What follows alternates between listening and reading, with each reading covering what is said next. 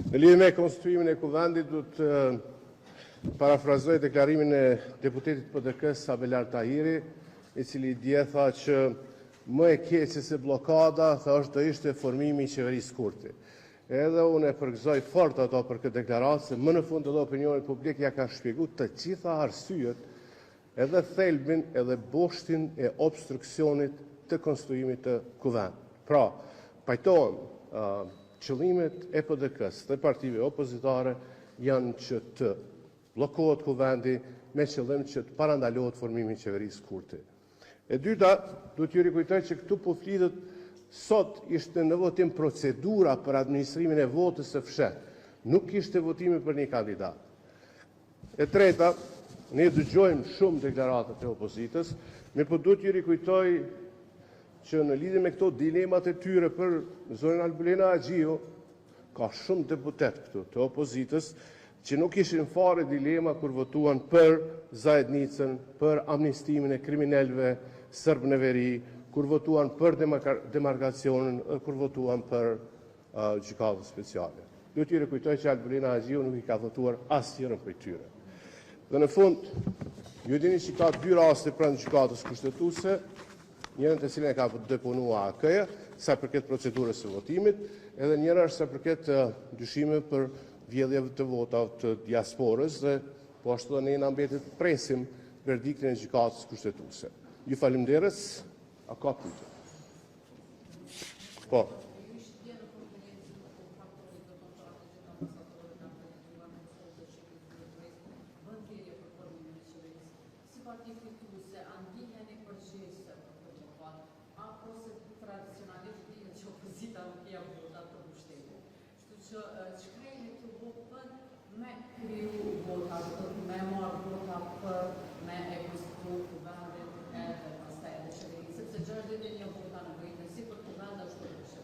Edhe unë i bashkangjitem edhe thirrjes dhe shqetësimit të cilës secili qytetar të Republikës Kosovës sa përket nevojës së konstruimit të kuvendit si fazë e parë për të proceduar pastaj tek formimi i qeverisë. Qëllimi im këtu ishte, duke u bazuar në deklaratat e tyre, është shpjegoj se pse jemi në këtë situatë. Pra opozita ka marrë një qëndrim për ta bojkotuar ose bloku konstruimin e kuvendit me qëllim që të parandalohet krijimi i qeverisë Kurti. Ky ishte qëndrimi jonë që nga fillimi, tash po e verifikojnë edhe vetë. Në lidhje me ne jemi në fazën e konstruimit të kuvendit.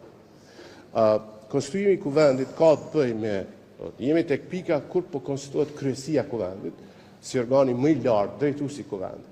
Në kryesitë e kuvendit është e vërtetë që lëvizja vendosur ka 2 përfaqësues, mirë po 4 përfaqësues janë apo rreth 66% e përfaqësuesve janë nga subjekte tjera, qoftë opozitare apo nga komunitetet.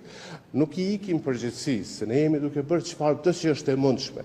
Po marrim pjesë në votime, po bëjmë propozime, kemi ofruar paket që të votohen në paket, jemi refuzuar, kemi propozuar që të shkojmë me votim të fshehtë, jemi refuzuar. Kemi propozuar marrëveshje politike, jemi refuzuar pikërisht nga LDK-ja. Çdo që është kërkuar ose kërkohet në bazë të rregulla parlamentare, ne kemi ndërmarrë. Dhe siç e dini, partive opozitare, sidomos deputetëve, ju takon përpjekja përbashkët për konstituimin e kuvendit. Është në interes të secili deputet që kuvendi fillimisht të konstituohet. Në fazën e dytë pastaj, mbi bazën e kushtetutës sonë dhe rezultatet e zgjedhjeve, gjithsesi do të ketë përpjekje për krijimin e qeverisë, ku aty në shpresoj, edhe mendoj që duhet të ketë edhe kompromise dhe koncesione dhe partneritete politike për të proceduar tutje.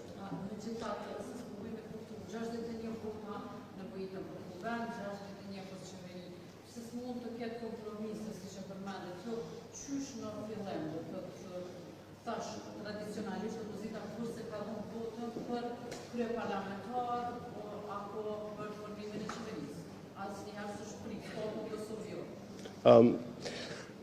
Dakor, mirë, po ne kam një mendim tjetër. Në vitin 2019 është votu kryetari i kuvendit, edhe pse lëvizja vendosi nuk i kishte numra në atë kohë. Kjo ka ardhur për shkak se përtej politika krahasuese ose përtej të drejtës kushtetuese të krahasuar. Kosova, pas gjykimit të gjykatës kushtetuese të vitit 2014, i ka specifikat e saj se si duhet të konstituohet kuvendi. Tash, reprezentimi i 2 përfaqësuesve të partisë fituese, edhe nëse ne do i fitonin 80%, kushtetuta shumë e qartë. Ne do i kishim vetëm 2 përfaqësues si fitues të zgjedhjeve. Kurse pjesa tjetër i takon partive tjera opozitare. Në fakt, 2 i takojnë LDK-s dhe PDK-s, 1 i takon komunitetit dhe 1 përfaqësues është duhet i vi nga komuniteti serb. Keni parasysh se shumica e kryesisë në fakt janë nga partitë deputet e partive opozitare. Për këtë arsye, ne mendojmë që konstituimi i kuvendit na takon të gjithë ne deputetëve dhe pastaj formimi ose mos formimi i qeverisë është faza e dytë.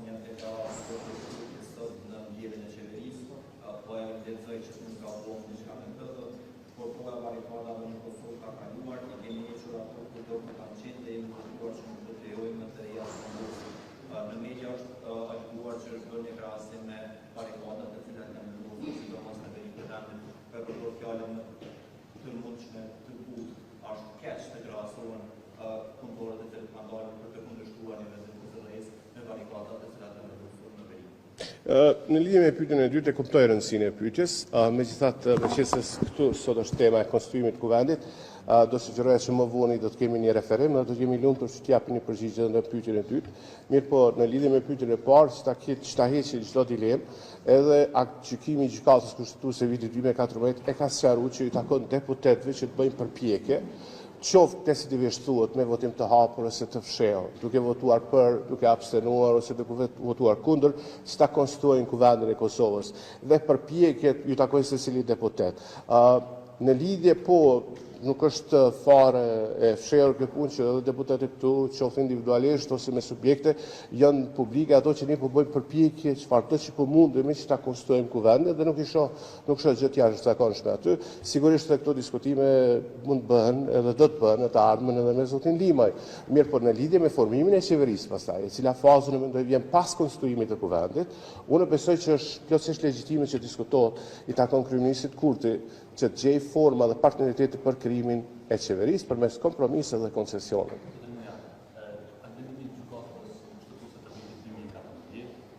Në një parforme e ka parashikuar një situatë që i takon propozimin për kryetarin e kuvendit të partisë fituese ose partia e cila ka marrë më shumë të vota. Po kjo situatë në të cilën jemi aktualisht nuk është një situatë e paparashikueshme.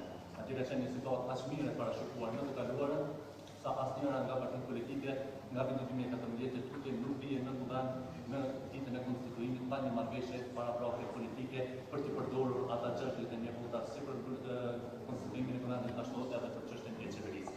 Ka një lloj përgjegjësie lëvizjeve të vendosit që nuk i ka siguruar ose nuk ka bërë një marrëveshje politike që nga mundësi deri në datën 15 prill, kur është mbajtur seanca e parë konstitutive, dhe çështja e ndryshimit të procedurës në mes të seancës konstitutive për të kaluar në votim të mbyllur, pse konsiderojmë që nuk është në fillim, pasi që kjo nuk është çdo herë ka një vazhdim të seancës. Pra nuk kemi seancë të re, dhe e treta deputetët të cilët aktualisht janë edhe ministra në detyrë pagat e muajit maj, ato të marrin nga kuvendi i Kosovës apo nga postet e tyre ministrore. Se ishte në tre pyetje. E para është që nga viti 2014, ju e dini që ka pas tikun, sa unë kujtoj një pritje 6 mujore për konstituimin e kuvendit, duhet të ketë qenë aty afërsisht, dhe pritja pas certifikimit zgjedhjeve ka qenë duhet të jenë certifikuar tikun në korrekt, edhe pastaj formimi shkoi deri në nëntor, dhjetor, aty duhet të ketë qenë. Pastaj një problem pat tek viti 2017, kur PDK-ja ose PAN në atë kohë nuk propozonte fare kandidat. Me qëllim që të blihet kohë dhe të bllokohet kuvendi, nuk propozonte fare kandidat. Në vitin 2019, pastaj ne kishim sa unë kujtoj diku 26%, 28 deputet, po ne propozojmë kandidat dhe kemi marrë votat, jemi votuar pikërisht edhe nga deputetët e opozitës, edhe kjo ka qenë çësia jonë në interpretimin jonë i aktit vendimit të gjykatës kushtetuese. Sa i përket aludime, ne do ishim bllokues, sikur ne nuk do të propozonim kandidat, nuk do të bënin përpjekje qoftë për marrëveshje politike, qoftë për diskute me partitë opozitare, apo nëse nuk do të merrnin pjesë, edhe nuk do të votonim siç po bën opozita tani. Në lidhje me pyetjen, cila është pyetja e tretë tani, lutem? Shikoj, këtu ka një ligj të qartë të qeverisë, e cila duhet ju rikujtoj mbështetët ka qenë propozuar diku në vitin 2020, sa unë kujtoj ka qenë propozuar nga qeveria Hoti, ka kalu filtrin e konsultimit të Komisionit të Venecias, edhe është dhe Komisioni Venecias që parashikon që duhet ketë një qeveri në detyrë për raste të jashtëzakonshme ose për qeverisë editor, edhe unë mendoj që qeveria po e bën pikërisht këtë.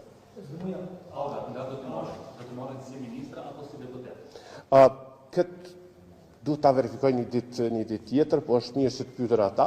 Për momentin ajo çfarë mund të them është që është edhe mirë që Kosova të ketë kryeministër dhe ministra në detyrë për të përgjigjur çfarë do sfidë editore, edhe ato që kanë rëndësi për sigurinë nacionale, është mirë dhe kjo është plotësisht ligjore. A është vetëm një shpresë të vendosjes që kalojnë procesin në votimet të fshehtë dhe e dyta, a jeni duke pritur vendimin e gjykatës konstitucione pasi në marrëveshje politike duke qenë nuk po arritet ta zgjidhë. Po, votimi i fshehtë parashihet është mekanizëm i sugjeruar edhe nga gjykata në vendimin e gjykatës kushtetuese. Po ashtu sa unë kujtoj me rregulloren e kuvendit duhet të jetë diku në 60 apo 61.4 rregullores kuvendit, parashihet detyrisht i takon deputetëve drejta që të propozojnë. Gjykimi i gjykatës kushtetuese ka shpjeguar detajisht atë decidimin.